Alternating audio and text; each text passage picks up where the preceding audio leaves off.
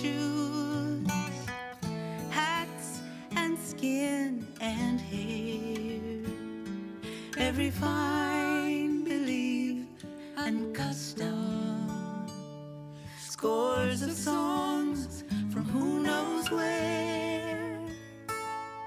When I wake up in America, our stories fill the air. Wake up, despierta. Wake up, despierta. Wake up in America. The light in the harbor shines for us all. When I wake up, I see the kids playing, happily swaying. Good to be staying in a place like this, with a face like this. When I wake up in America, I put away my fear, and I love my neighbor as myself. And I say, I'm glad that you're here. We have found ourselves together in a land we dream could be. When we wake up in America, everybody will be free. Wake up, despierta. Wake up, despierta. Wake up, please, America. The light in the harbor shines for us all. When I wake up, when you wake up, when we wake up in America.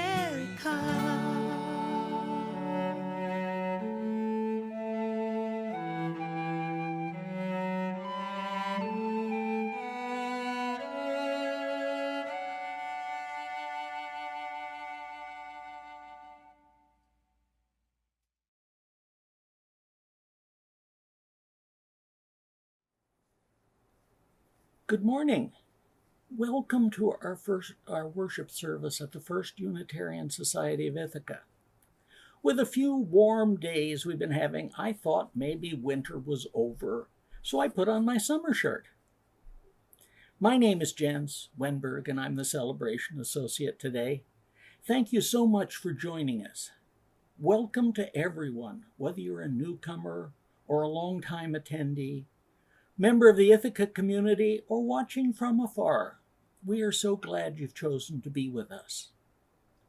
Please check your email, our Facebook page, and our website for more information about how to create connection. If you'd like to receive weekly updates describing opportunities for engagement, please email a request to the office, which is office@uuithaca.org. Our service this morning has been pre-recorded, but we look forward to sharing the service broadcast on Sunday morning and seeing you at the live coffee hour that follows. This month, our Share with Love collection is going to be going to St. John's Community Service, which provides emergency housing to individuals and families experiencing homelessness. They are requesting kitchenware and clothing. See the midweek announcement for details on what they need and how to donate. Money can be donated by sending a check to the church labeled Share with Love. And now, here is a special announcement from the stewardship team by Matt Hare. Hi, my name's Matt Hare. I'm on the board of trustees, and I'm here today to ask you a very serious question. How long has it been since you've gotten mail that's hot pink? It's been a while for me, but look what came in the mail today. Well, last week. It's the pledge card from our beloved First Unitarian Society. And I'm guessing that you got one too. And so I'm been helping out stewardship today. And honestly, I want to tell you, I love this congregation. I feel that love every time I go to men's group, in small group, and in every one of Reverend Margaret's sermons. I feel that love. I felt it today when I went in to get this hat. I went into church, saw that beautifully restored sanctuary that we're all so looking forward to getting back into. There's so much that is inspiring about the directions that we're heading. So this year, we're moving forward with love and letting the love guide us. And I want to guide you towards using this card to send in your pledge. You can fill out this card and send it in. You can pledge that way, or you can pledge by calling the church or by going online. And so I'm just going to take a moment to show you what that's going to look like so that there's no surprises and you know exactly what to do. So here's our web page, and all you do is click this banner, moving forward with love, and that's going to bring up a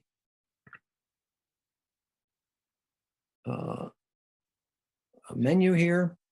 By default, you've got the operating funds for 2021. So that's if you haven't yet sent in your pledge for the 2021 church year, but this pledge drive is for the 21-22 operating year. You can give your pledge all at one time or spread it out. And you can give by credit card or bank transfer. So there's lots of options and lots of options for you to move forward with love and help us move forward from a position of strength. I hope you'll do that. Thanks.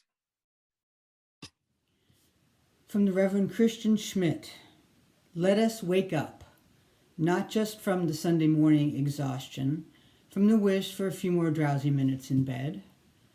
Let us wake up to this world we live in, to its beauty and wonder, and also to its tragedy and pain. We must wake up to this world we live in, that not all in our world have what we do, however much or little that is. We must wake up to the idea that our wholeness, our lives, are only as complete as the lives of those around us, of those we are inextricably tied to in a great web of mutuality, of which we are part. We must stay woke, in the words of our friends and colleagues involved in Black Lives Matter, who work every day for racial justice in this country. We here at First Unitarian have found an excellent path to help us get woke, and for pledging and committing to working every day for greater racial justice. That is the Living the Pledge workshop developed by our fellow UUs in Richmond, Virginia.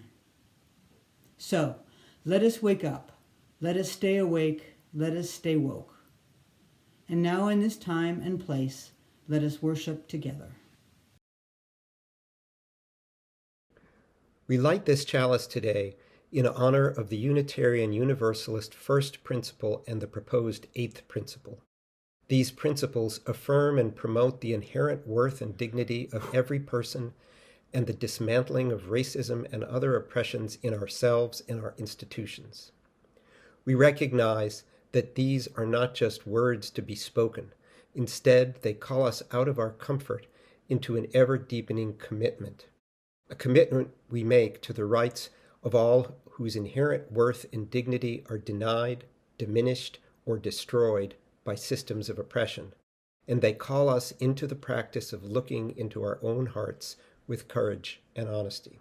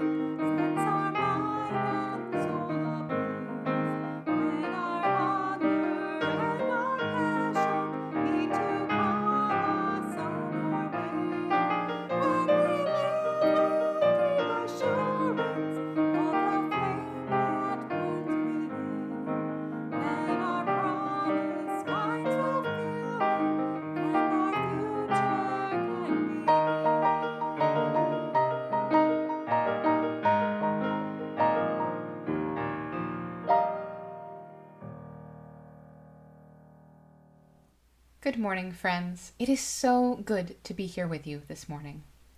Spring has finally arrived, and with it we are getting to experience more sunshine, warm breezes, and the renewal of life around us as the flowers begin to bloom and the trees begin to bud. And this return to life has been so welcome after our long winter, a time when our isolation due to this pandemic may have felt heightened for many. I often wonder about how others have spent their time, how they have taken care of themselves, if they played out in the snow or bundled up inside with a book and hot cocoa. I wonder who felt lonely like I have.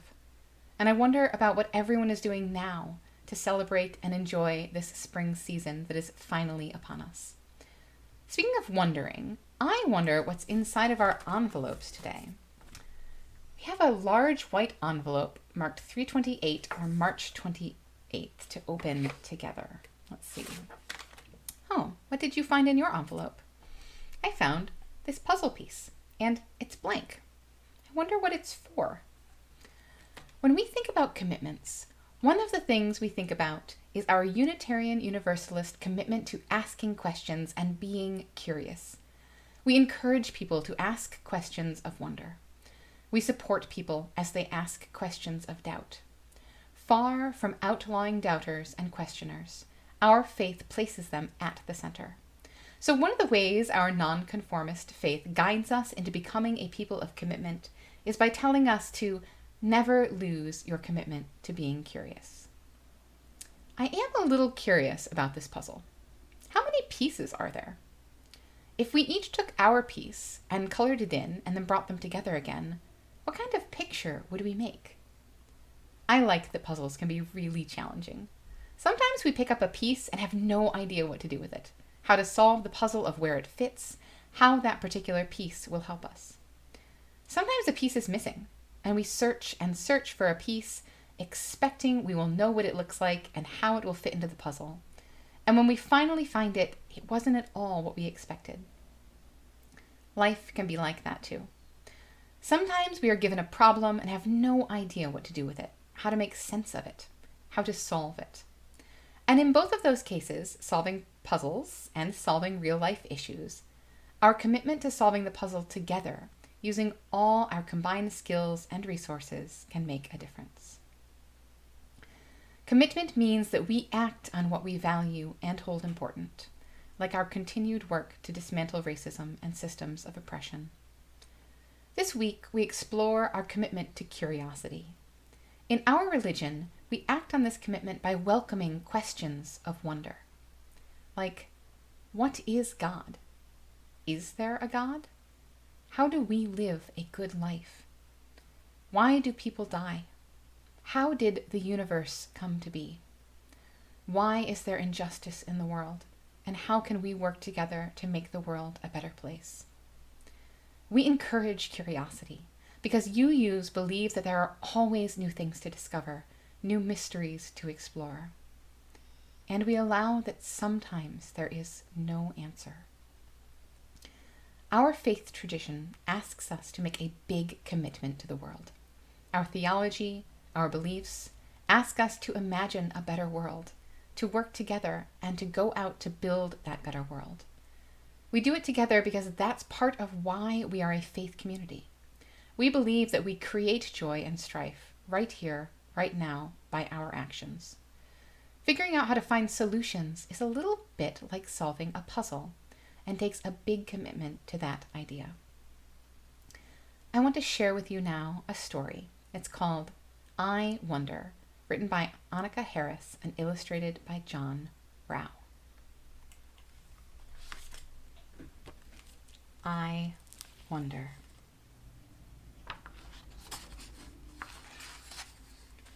Ava loves to look for the moon. It follows her from place to place, disappearing behind trees and mountains, and then appearing again, someplace new. Look, Mama, there it is. The moon looks so beautiful in the sky. How do you think it follows us, Ava?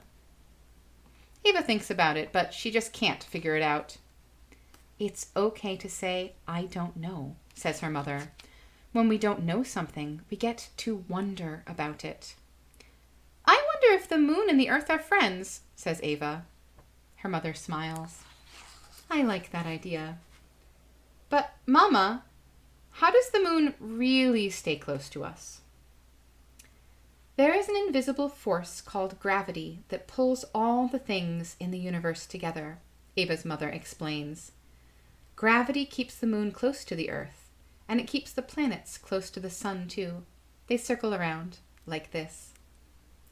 Ava understands a little better, but then she starts to wonder, Mama, where does gravity come from? I don't know, Ava. Nobody really knows for sure. And when no one knows the answer to something, it's called a mystery. A mystery is something for everyone to wonder about together. How fun! Ava imagines herself wondering about gravity together with all of the people in the world. Ava watches the moon disappear behind the clouds as she walks, excited to see where it will appear next. How many grains of sand are in the whole world, Mama? I wonder about that too. There are trillions and trillions of grains of sand, but nobody knows exactly how many. Ava tries to think about all the sand in the whole world. It feels so big that I can't fit it all in my imagination. It makes me feel dizzy, like I'm falling. I know what you mean, her mother agrees, and I'm sure other people feel that way too. Ava walks down another path, looking for the moon, and a little orange butterfly appears. Then she notices there are butterflies everywhere. Mama, Where did all these butterflies come from? These butterflies have been flying around for a few days, but they started out as little caterpillars. And those caterpillars came from eggs, and those eggs came from other butterflies. There are cycles all around us, with one thing ending and another thing beginning.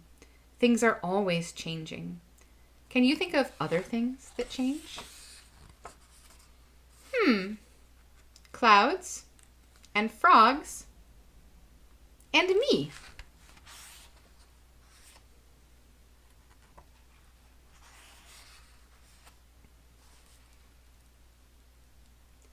Later, Ava wonders, Mama, what was here before all the butterflies and frogs and clouds, before everything?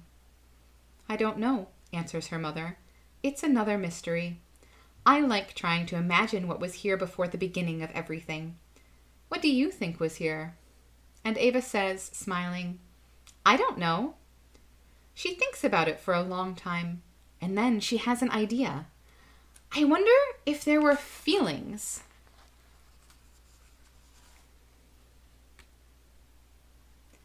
As she walks home, Ava sees the moon again, glowing brightly above the roof of her house. Let's go inside and look for the moon through the window.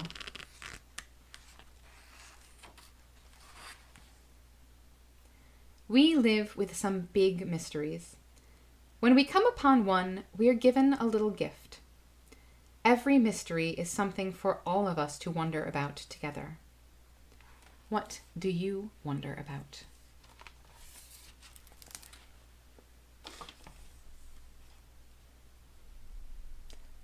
The girl in our story, Ava, wonders about all sorts of things.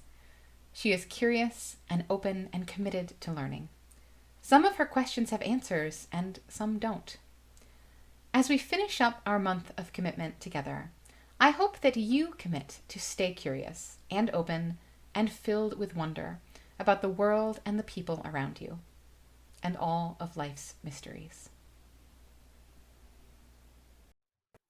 Each week, we have a spiritual practice where we gather up the joys and sorrows of our lives and share them out into the sacred space and into our communal bucket of loss and joy. Names, events, and circumstances that call for our joy and celebration, and those that cause sorrow, grief, and worry. This week, I lift up all that have experienced sorrow and pain, oppression and discrimination because of the color of their skin, because of racist ideas, racist policies, and actions that exist in our dominant white culture. And also those ill with COVID, those who have lost their lives to COVID, and the grieving families they leave behind. Too many of these are Black and brown. You can type your joy or sorrow into the chat if you are watching this live, or simply say them out loud to the person that you are listening with. May we hold them together. May we trust that our joys and sorrows are held by us all and the universe. At the beginning of our Love Coffee Hour, today and each week, there will be a facilitator to share our specific joys and sorrows. May we all engage in deep listening, reminding each other of the holiness of love and relationship and compassion for one another. May we hold the joys and sorrows that are shared and those we hold silently in our hearts. For our meditation this morning, I ask us to contemplate names. America has a long history of sharing names of those we have lost. Across the country, war memorials honoring the dead are filled with names. The names of those we had lost to AIDS were read in 1996 when the AIDS quilt was displayed on the National Mall. Each year on September 11th, the names of those lost are read at the 9/11 memorial where the Twin Towers fell. But what of the names of those that died in the holds of slave ships coming across the Atlantic? Those that died worked to death on plantations or brutally, unjustly punished. Those that died running away from slavery. Those that were lynched, tortured, and hung from trees. What of all these black and brown people disproportionately and too often unjustly incarcerated? What of the disproportionate number of Black people killed by police? Those transgender women of color murdered. Most of these names are lost forever, never recognized, never memorialized. My sincere wish is that we all can engage in healing this gaping primal American wound, moving toward equality, toward a day when we can all be seen equally and not be seen as less than because of the color of our skin. Excerpts from the poet by Maya Angelou on the pulse of mourning. A rock, a river, a tree, hosts to species long departed, marked the mastodon, the dinosaur, who left dried tokens of their sojourn here on our planet floor. Any broad alarm of their hastening doom is lost in the gloom of dust and ages. But today, the rock cries out to us, clearly, forcefully. Come, you may stand upon my back and face your distant destiny, but seek no haven in my shadow. I will give you no hiding place down here. You, created only a little lower than the angels, have crouched too long in the bruising darkness, have lain too long face down in ignorance, your mouths spilling words armed for slaughter. The rock cries out to us today, you may stand upon me, but do not hide your face.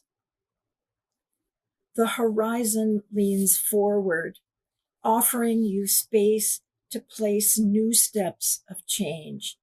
Here on the pulse of this fine day, you may have the courage to look up and out and upon me, the rock, the river, the tree, your country. Here on the pulse of this new day, you may have the grace to look up and out and into your sister's face and into your brother's eyes, your country, and say simply, very simply, with hope, good morning. Gonna keep on moving forward. Keep on moving forward. Keep on moving forward. Never turning back. Never turning back. Sigamos adelante, siempre adelante, siempre adelante, sin volver atrás, sin volver atrás. Gonna keep on loving boldly. Keep on loving boldly. Keep on loving boldly. Never turning back. Never turning back. Amaremos con pasión. Siempre con pasión. Siempre con pasión, sin volver atrás, volver atrás. Gonna reach across our borders, reach across our borders, reach across our borders, never turning back, never turning back. Y vamos sin fronteras, siempre sin fronteras, siempre sin fronteras, sin volver atrás, sin volver atrás. Gonna reunite the family, reunite the family, reunite the family, never turning back, never turning back. Familias reunidas, siempre reunidas, siempre reunidas, sin volver atrás, sin volver atrás. Gonna keep on moving forward, keep on moving forward, keep on moving forward, never turning back, never turning back, never turning back, never turning back, never turning back, never turning back. Peace. We love you. Each week, we take an offering to sustain the important ministries and programs of this congregation in its presence in Ithaca. This week is Sharing Sunday, when we share our offering with important other programs. Today we are sharing with Mayor Provincial, an Ithaca organization that develops partnerships with destitute rural Honduran communities to disseminate social change and empower youth through education. They work very closely with the community to select the projects and ensure they are involved in every step of the way. I ask you to give generously to this organization. The giving information will appear on your screen in a moment during the offertory music. Giving to the plate is important. It's a symbol of our gratitude. The first time you give with the text link, it's a longer process. But after the initial information is entered, the following donations are quick and easy. So please take a moment and give through either the text option or the giving button on the home page of the website. May these gifts bring about connection, inspiration, and engagement within these walls and beyond.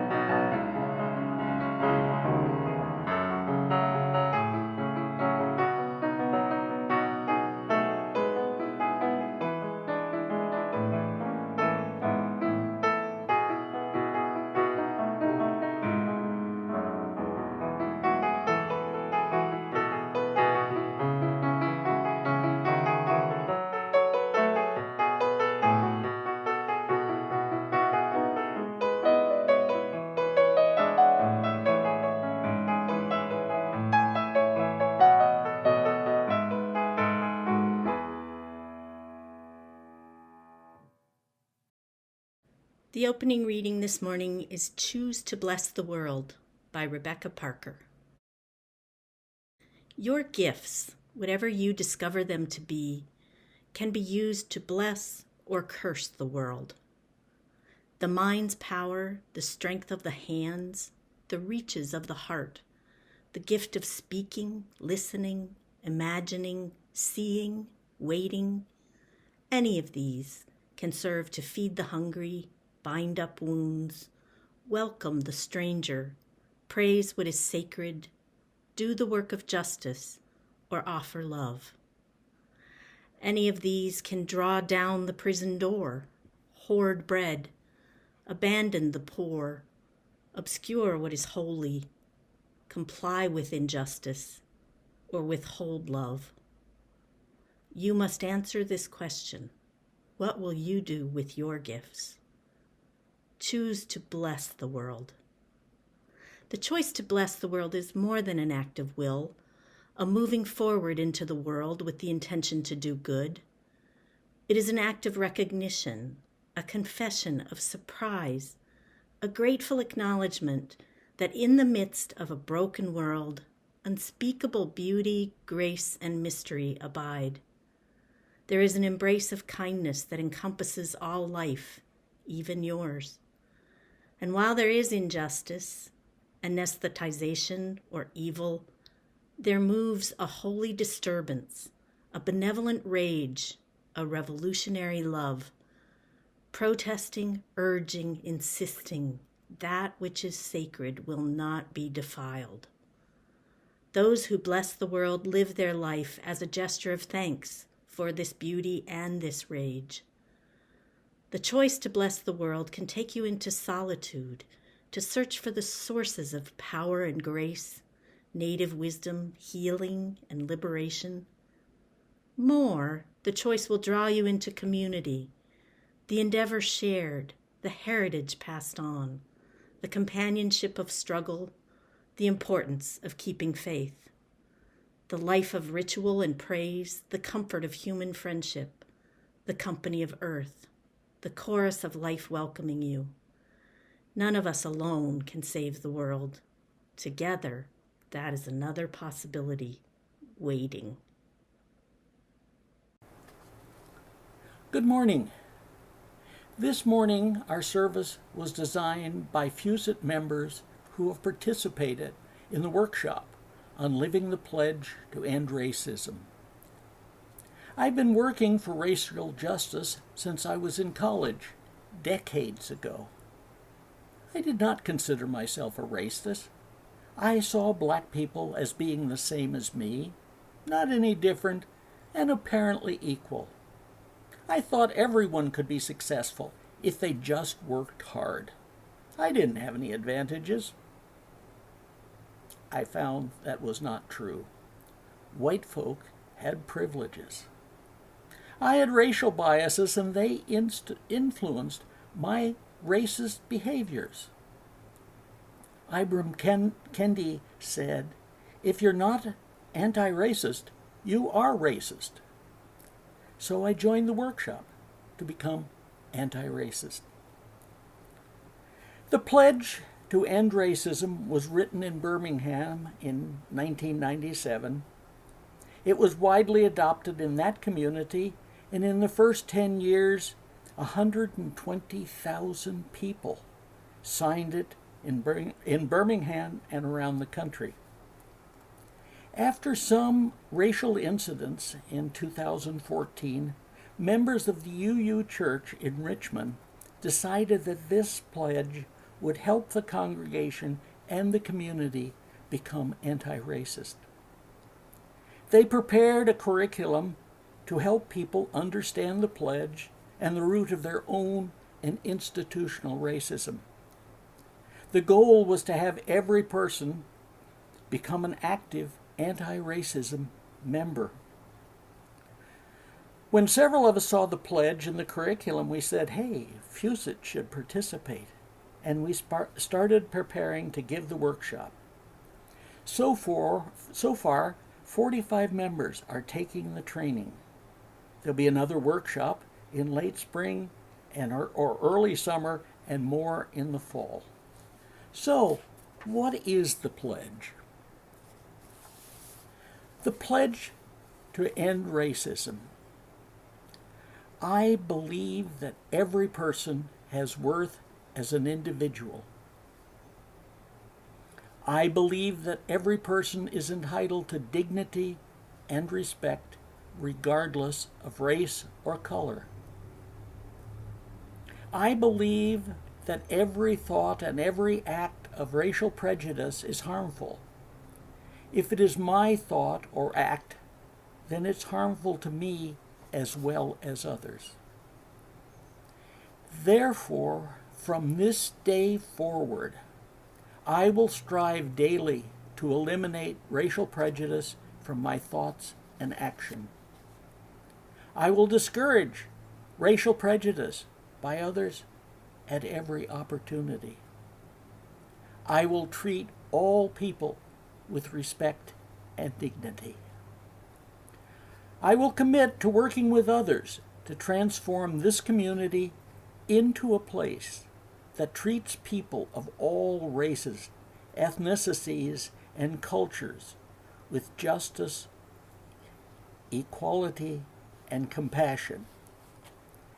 And I will strive daily to honor this pledge, knowing that the world is a better place because of my effort. So what did I learn in the workshop? I looked at my own biases and how they were expressed in the institutions around me. My family had biases, and they had been transmitted to me. I learned I had white privilege. Black people's schools were not as good as mine. I could get a mortgage and buy a house in an area that was not redlined. I wasn't followed around in stores. Police didn't violently stop me at random. The GI Bill and FHA helped my parents. And I learned that this has been going on for a long time. Not just the 400 years since slaves were brought from Africa, but with the ongoing degradation of the Jim Crow laws. I realized that policing in this country was based on violent slave recapture, not on helping people, as in other cultures. I saw how Black Lives Movement brings light to the ongoing violence and the need for white folk to follow black leadership rather than following white liberal projects. So I vowed to be an anti-racist. I will follow black leadership. I will work in the Ithaca community to help all have a compassionate, nonviolent police. I will join with others around the country to build a fair and equitable community. Join me. In a recent essay titled Make the Outdoors More Equitable, Juan Michael Porter recounts his many ascents up Mount Katahdin and the negative, racist comments that have been thrown his way as a Black man who dares to claim his space in the outdoors. He states in part, "Despite the threats, I keep hiking because I refuse to be defined by fear or to limit the freedom that I feel by being outdoors." In fact, I returned to Katahdin last weekend to reclaim the place as a space of joy for me. Pursuing pleasure is my version of radical activism, especially in a time when so many Black lives are under threat from COVID-19, police brutality, and government neglect. It's been said that a tree doesn't recognize skin color, but sadly, people do. When people of color are made to feel unwelcome, or even in danger when out in nature, they become less prone to visit such sites. A recent national study found that only 9% of African American youth regularly spend time outdoors versus 73% of white young people. This is particularly disturbing in light of recent evidence that nature exposure can reduce stress, blood pressure, and rumination, and improve memory recall, sleep patterns, and mood. The legacy of redlining of housing choices and segregation of neighborhoods has left African American communities with less access to fewer parks and green spaces, and those nearby typically have fewer amenities with poorer maintenance. Systemic racism is manifested in many ways, and a society that is truly dedicated to eliminating racism must provide for more and better parks in all of our communities that are staffed by people of every race and ethnicity, and that have programs that reflect the needs of local residents. Nature truly should be for everyone. Good morning. I'm Sarah Catterall, and Jen's asked me to talk to you a bit about my experience with the Living the Pledge workshop. At first, I was reluctant to sign up. The subject of racism is not a fresh one for me. I've been thinking and reading about it most of my adult life, and even more since the 2016 presidential election. Also, my father has worked with Native activists and organizers in Minnesota for many years, and he has told me how sometimes when he tells his Native friends about another white people's screening of an anti-racist film, or how they held a land recognition ceremony or made some other symbolic gesture, some of them will say, "That's nice. Did we get any land back?" I do not think that systemic racism is a problem we can solve next week or next year. There's nothing simple about it, and it is a powerful supporting thread woven throughout our culture and our institutions. I do think that anti-racism is a fundamental approach to making our world a better place for all of us, together. It is not about being right or achieving a state of perfect personal virtue of not being a racist, any more than any meaningful human relationship is about being right or righteous. I think that all healthy human relationships, whether with family or friends or between nations, require us to have hard conversations and to listen with humility to things that in the short term may make us feel attacked, that may frighten or anger or sadden us, but that if we stay open to them and engage with them, can open up new paths forward to us that bring us new joy and energy, and that we could never have imagined if we stayed stuck defending our old ideas that turned out to be part of what kept us stuck. And I do believe that education, including self-education, about the history and the current realities of racism is vital and a lifelong process. But there is also always that voice in my head saying, "That's nice. But what have I accomplished in the world because I saw this film or read this book or learned this thing? Was the only result that I felt better informed than the next person? Or that I got emotional?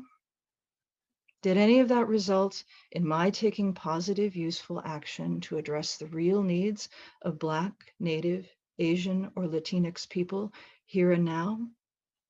Is there less suffering, less murder, more equal opportunity? Did anyone get any land back?" So I was skeptical that this Living the Pledge workshop would be another talk session. And what I could see of the materials did look as if they could be more of what I already knew. However, I also recognize this as a serious attempt by First Unitarian to get us to challenge ourselves as individuals and together as a congregation to address racism in ourselves and our community and turn good intentions into positive action. And I wanted to support that and be a part of that. So I said yes. Was there anything in this workshop that I'd heard before? Sure, in every session. But then we broke into small groups for discussion, and always the same small groups, so that we got to know each other a bit as we went along. The stories and responses of the other people in the group surprised and enlightened me in ways that I could not have predicted. I have often felt in our congregation that there is never enough time and space to talk honestly with a few people at a time about what we think and feel about important matters. And this past year, we have been even more separate, more divided, less able to connect. This group was kind and respectful, and we kept each other in covenant. We were able to be honest, even when it scared us or made us uncomfortable. They helped broaden my understanding and gave me a stronger sense of how much we can learn from each other when we take the time for each other and dare to challenge ourselves together. And I learned some new skills too, including how to deal with one of the most difficult and sticky situations that I have struggled with in the past. How to call in another white person when they expressed racist ideas in front of me, rather than either attacking them or taking the easy way out by being polite and avoiding conflict by saying nothing, as I have done so many times in the past. And by the end of this workshop, I had some new concrete answers as to how I can live racism in my daily life, in my work, my family, the wider community, through all my personal circles of influence. And in doing so, feel more hopeful and be more connected to this congregation, my community, and even this nation. Thank you.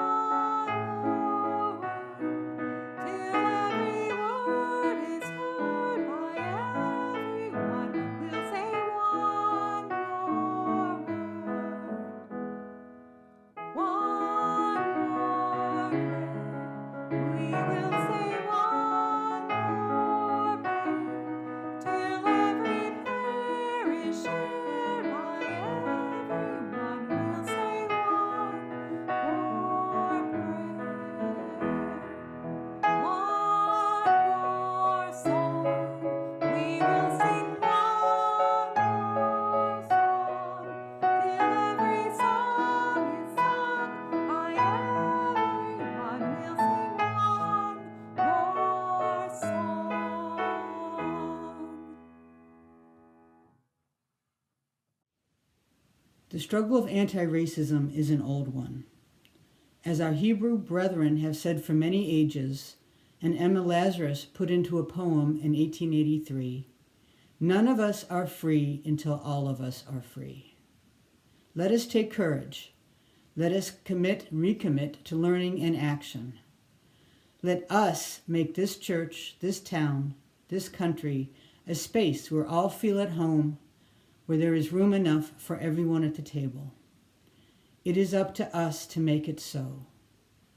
This is not easy work, but it is holy work. Blessed be, and amen. If you'd like, please sing with me.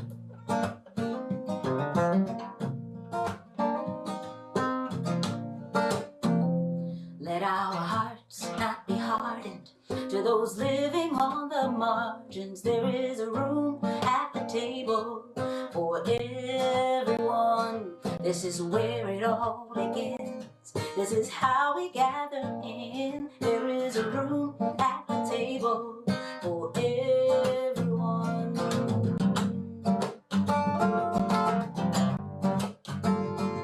Too long we have wandered, burdened and undone, but there is a room at the table for everyone. Let us sing a new world in. This is where it all begins. There is a room at the table for everyone. There is room for a song, and no gift is too small. There is room at the table for everyone. There's enough if we share. Come on, pull up a chair. There is room at the table for everyone.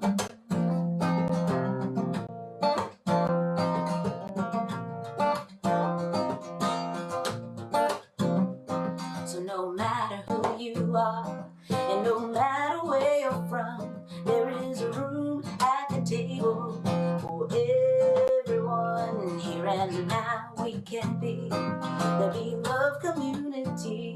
There is a room at the table for everyone. There is room for a song, and no gift is too small. There is room at the table for everyone. There's enough when we share. Come on, pull up your chair. There is room at the table for everyone. There's room for everyone.